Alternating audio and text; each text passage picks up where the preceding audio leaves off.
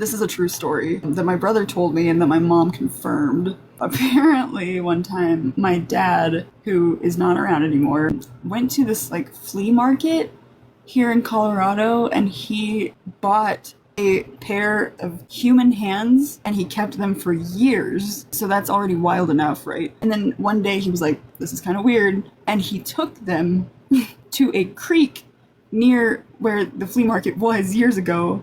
And he just set them down in the water and just let them go.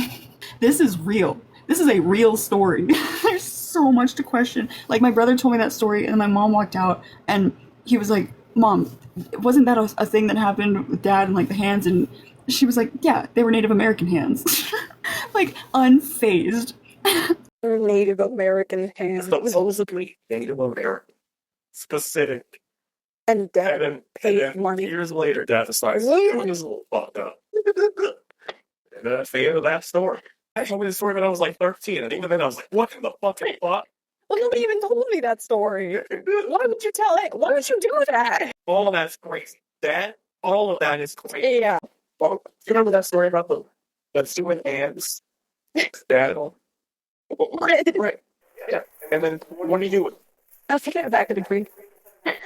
Right. What, you found it? But all did they sell them at like a flea market? Yeah, they sold it for and more than. Why was somebody selling them? Why did he buy them? Why did he keep them for years? And then why? Why did he think that sending them down the river was the best course of action to take? Too many questions. And my mom was too nonchalant about that. Like, to just be like, oh yeah, that thing that happened. What of it? I don't know if he did it because he thought it was funny, though. I think he actually just wanted a set of Native American hands. I don't know. And then it took him years to be like, this is weird. Why do I have these? But it's so funny to think that, like, eventually at some point someone found either both of the hands or one hand, and then somebody else down the river found another hand. What if they're not from the same person? Who is selling human hands at a flea market?